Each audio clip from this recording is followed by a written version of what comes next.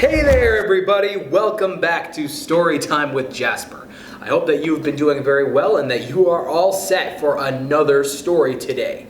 We're actually picking up from the story that we read before, and that is Stuart Little by E.B. White. Last we left off, we had left Stuart all solved up after his little fiasco getting caught up in a shade. Remember, he's a mouse, so things that are normal for you and me are going to be a little bit tougher for this little guy, Stuart Little. But just because he's little doesn't mean that he can't have big adventures all over the place. So, I hope you're ready. Make sure that you're all comfortable, got yourself a nice outfit. We are about to get right into our story. Isn't that right, Zilla? Yes. All right. Let's get things going, shall we? We're jumping back into Stuart Little.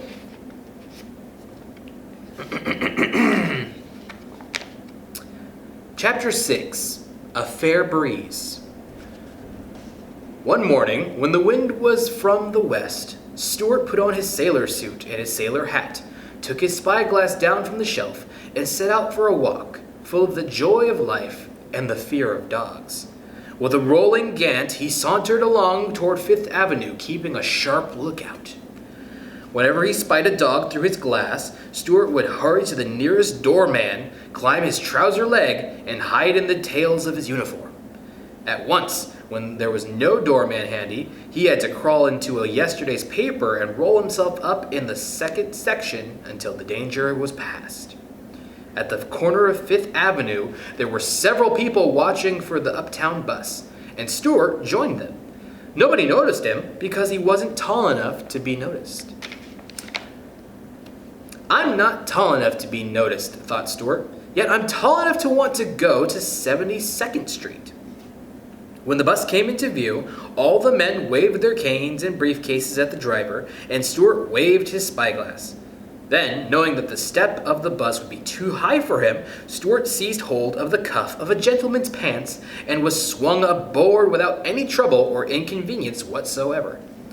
Stuart never paid any fare on buses because he wasn't big enough to carry an ordinary dime. The only time he had ever attempted to carry a dime, he had rolled the coin along like a big hoop while he raced alongside of it. But it had got away from him on a hill and had been snatched up by an old woman with no teeth. After that experience, Stuart contented himself with the tiny coins which his father had made for him out of tin foil. They were handsome little things, although rather hard to see without putting on your spectacles. When the conductor came around to collect the fares, Stuart fished in his purse and pulled out a coin no bigger than the eye of a grasshopper.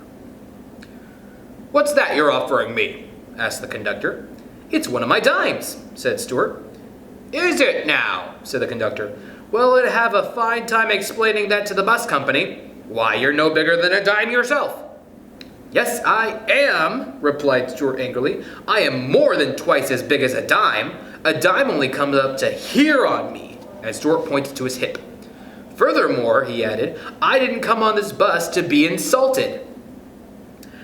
"I beg your pardon," said the conductor. "You'll have to forgive me, but I had no idea that in all the world there was such a small sailor."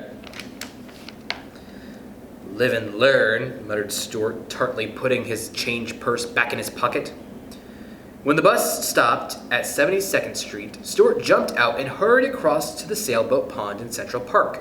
Over the pond, the west wind blew, and into the teeth of the west wind sailed the sloops and schooners, their rails well down, their wet decks gleaming.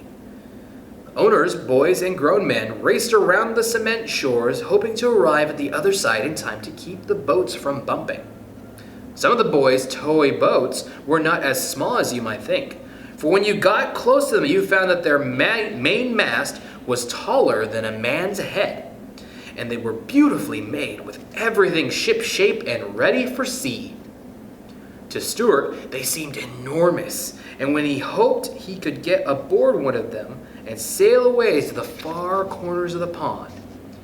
He was an adventurous little fellow and loved the feel of the breeze in his face and the cry of the gulls overhead and heave of the great swell underneath him.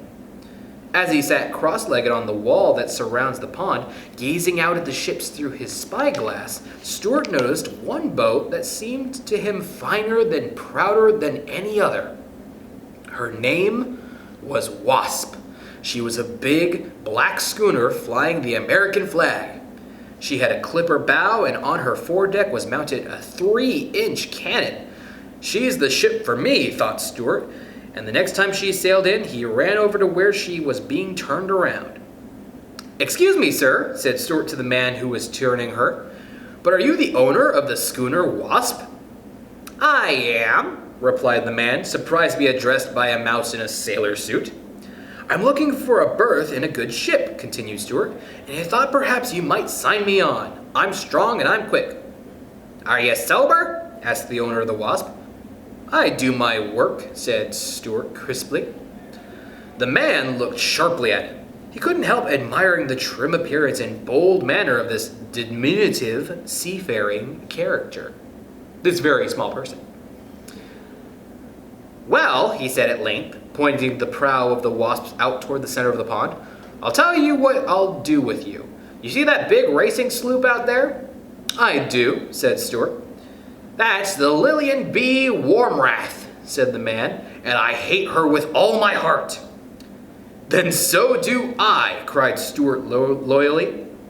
"I hate her because she's always bumping into my boat," continued the man, "and because her owner is a lazy boy who doesn't understand sailing, who hardly knows a squall from a squid."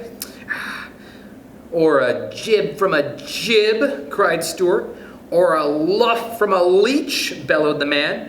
"Or a deck from a duck," screamed Stuart. "Or a mast from a mist," yelled the man. "But hold on now, no more of this. I'll tell you what we'll do. The Lillian B. Warmrath has always been able to beat the Wasp sailing. But I believe that if my schooner were properly handled, it would be a different story. Nobody knows how I suffer, standing here on shore helpless, watching the Wasp blunder along when all she needs is a steady hand on her helm. So, my young friend, I'll let you sail the Wasp across the pond and back. If you can beat that detestable sloop, I'll give you a regular job." "Aye, aye, sir," said Stuart, swinging himself aboard the schooner, taking his place at the wheel. "Ready about! One moment! Do you mind telling me how you propose to beat the other boat?" "I intend to crack on more sail," said Stuart. "Not in my boat, thank you," replied the man quickly. "I don't want you capsizing in a squall." "Well then," said Stuart, "I'll catch the sloop broad on and rake her with fire from my forward gun." "Foul means," said the man. "I want this to be a boat race, not a naval engagement." "Well then," said Stuart cheerfully, "I'll sail the Wasp straight and true and let Lillian B. Wormrath go yawning all over the pond." "Bravo," cried the man, "and good luck with you." And so he let go of the Wasp's prow. A puff of air bellied around the schooner's head sails, and she paid off and filed away on the port track, heeling gracefully over the breeze while Stuart twirled her wheel and braced himself against the deck. "By the by," yelled the man, "you haven't told me your name." "Name is Stuart Little," called Stuart at the top of his lungs. "I'm the second son of Frederick C. Little of this city." "Bon voyage, Stuart," hollered his friend. "Take care of yourself and bring the Wasp home safe." "That I will," shouted Stuart, and he was so proud and happy he let go of the wheel for a second and did a little dance on the sloping deck, never noticing how narrowly he escaped hitting a tramp steamer that was drifting in his path, with her engines disabled and her decks awash. Chapter 7. The Sailboat Race. When the people in Central Park learned that one of the toy sailboats was being steered by a mouse in a sailor suit, they all came running. Soon the shores of the pond were so crowded that a policeman was sent from headquarters to announce that everybody would have to stop pushing, but nobody did. People in New York liked to push each other. The most excited person of all was the boy who owned the Lillian B. Warmrath. He was a fat, sulky boy of 12 named Leroy. He wore a blue serge suit and a white necktie stained with orange juice. "Come back here," he called. No, wait. Ooh. Stained orange juice, bigger boy. "Come back here," he called to Stuart. "Come back here and get on my boat. I want you to steer my boat. I'll pay you $5 a week and you have every Thursday afternoon off and a radio in your room." "I thank you for the kind offer," replied Stuart, "but I am happy aboard the Wasp, happier than I have ever been in all my life." And with that, he spun the wheel over smartly and headed his schooner down toward the starting line, where Leroy was turning his boat around by poking it with a long stick, ready for the start of the race. "I'll be the referee," said a man in a bright green suit. "Is the Wasp ready?" "Ready, sir," shouted Stuart, touching his hat. "Is the Lillian B. Wormrath ready?" asked the referee. "Sure, I'm ready," said Leroy. "To the north end of the pond and back again," shouted the referee. "On your mark, get set, go! Go, go, go, go!" cried the people along the shore. "Go!" cried the owner of the Wasp. "Go!" yelled the policeman. And away went the two boats for the north end of the pond, while the seagulls wheeled and cried overhead and the taxicabs tooted and honked from 72nd Street and the west wind, which had come halfway across America to get to Central Park, sang and whistled in the rigging and blew spray across the decks, stinging Stuart's cheeks with tiny fragments of flying peanut. Stinging Stuart's cheeks with tiny fragments of flying peanut shell tossed up from the foamy deep. "This is the life for me," Stuart murmured to himself. "What a ship! What a day! What a race!" Before the two boats had gone many feet, however, an accident happened on shore. The people were pushing each other harder and harder in their eagerness to see the sport. And although they didn't really mean to, they pushed the policeman so hard, and they pushed him right off the concrete wall into the pond. He hit the water in a sitting position, and he got wet clear up to the third button of his jacket. He was soaked. This particular policeman was not only a big, heavy man, but he had just eaten a big, heavy meal, and the wave he had made went curling outward, cresting and billowing, upsetting all manner of small craft and causing every owner of a boat on the pond to scream with delight and consternation.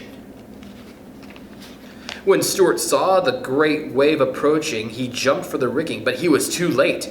Towering above the Wasp like a mountain, the wave came crashing and piling along the deck, caught Stuart up, and swept him over the side and into the water, where everybody supposed he would drown. Stuart had no intention of drowning. He kicked hard with his feet and thrashed hard with his tail, and in a minute or two he climbed back aboard the schooner, cold and wet, but quite unharmed. As he took his place at the helm, he could hear the people cheering for him and calling, "Add a mouse, Stuart, add a mouse!" He looked over and saw that the wave had capsized Lillian B. Wormrath, but she had righted herself and was sailing on course close by. And she stayed close alongside till both boats reached the north end of the pond. Here, Stuart put the Wasp about and Leroy turned the Lillian around with his stick, and away the two boats went for the finish line. This race isn't over yet, thought Stuart. The first warning he had was there was trouble ahead came when he glanced into the Wasp's cabin and observed that the barometer had fallen sharply. That can only mean one thing at sea: dirty weather. Suddenly, a dark cloud swept across the sun, blotting it out and leaving the earth in shadow. Stuart shivered in his wet clothes. He turned up his sailor blouse closer around his neck, and he spied the Wasp's owner among the crowd on the shore, and he waved his hat and called out, "Dirty weather ahead, sir! Wind backing into the southwest, seas confused, glass falling!" "Never mind the weather," cried the owner. "Watch out for flotsam dead ahead!" Stuart peered ahead to see the gathering storm, but saw nothing but gray waves in the white crests. The world seemed cold and ominous. Stuart glanced behind. There came the sloop, boiling along fast, rolling up a bow wave and gaining steadily. "Look out, Stuart! Look out where you're going!" Stuart strained his eyes, and suddenly, dead ahead, right in the path of the Wasp, he saw an enormous paper bag looming on the surface of the pond. The bag was empty and riding high, its opened and gaping wide like the mouth of a cave. Stuart spun the wheel over, but it was too late. The Wasp drove her bow straight into the bag, and with a fearful whoosh, the schooner slowed down and came into the wind with all sails flapping. Just at this, Stuart heard a splintering crash and saw the bow of the Lilian plow through his rigging and felt the whole ship tremble from stem to stern with the force of the collision. "A collision!" shouted the crowd on the shore. In a jiffy, the two boats were in a terrible tangle. Little boys on shore screamed and danced up and down. Meanwhile, the paper bag sprang a leak and began to fill. The Wasp couldn't move because of the bag. The Lilian B. Warmrath couldn't move because her nose was stuck in the Wasp's rigging. Waving his arms, Stuart ran forward and fired off his gun. Then he heard, above the other voices in the shore, the voice of the owner of the Wasp yelling. And he was yelling directions and telling him what to do. "Stuart! Stuart! Down the jib! Down stay sail!" Stuart jumped for the halyards, and the jib and the foresail came ripping down. "Cut away all the paper bags!" roared the owner. Stuart whipped out his pocket knife and slashed away bravely at the soggy bag until he had the deck cleared. "Now back your foresail and give her a full!" screamed the owner of the Wasp. Stuart grabbed the foresail boom and pulled with all his might. Slowly, the schooner paid off and began to gather headway. As she heeled over to the breeze, she rolled her rail out from under the Lilian's nose, shook herself free, and stood away to the south yard. A loud cheer went up the bank. Stuart sprang to the wheel and answered it. Then he looked back, and to his great joy, he perceived that the Lilian had gone off in a wild direction and was yawing all over the pond. Straight and true sailed the Wasp, with Stuart at the helm. After she had crossed the finish line, Stuart brought her alongside the wall and was taken ashore and highly praised for his fine seamanship and daring. The owner was delighted and said it was the happiest day of his life. He introduced himself to Stuart, said that in private life he was Dr. Paul Carey, a surgeon dentist. He said model boats were his hobby and that he would be delighted to have Stuart take command of his vessel anytime. Everybody shook hands with Stuart. Everybody, that is, except the policeman, who was too wet and mad to shake hands with a mouse. When Stuart got home that night, his brother George asked him where he had been all day. "Oh, knocking around the town," replied Stuart. And that is where we are going to pause our story for today. Wow. I mean, I don't know if you've ever seen a model ship before. Maybe you've seen the kind that are inside of like bottles. You see inside of a bottle, there's a little ship. But we're talking about model ships in this story right now. Can you imagine a mouse being able to drive a ship that has a mast, a very tall pole that holds flags? Stuart was driving a boat on a pond. That's a pretty wild thing that ended up happening for him, and that's just because he went outside. Now, when you go outside and hang out during the day and you feel the sun beating down on your face and the wind blowing through your hair, can you think of anything you can do to make your story that much more interesting? Will you use your imagination to transform that wind into a blowing torrent that you're riding on the seas with your mighty ship? What can you use your imagination for when you run around outside and get some fresh air today? When you go out and hang around town, hang around your house, hang in your backyard, wherever you go, what do you do so that you can help make your story a good one? I hope that you figure out something, and remember that your story is special and unique. Whatever you choose to do is what you are able to do. All right, everybody. Thanks for stopping by for today's story. We'll pick up Stuart Little again later on. Until then, take care, everybody.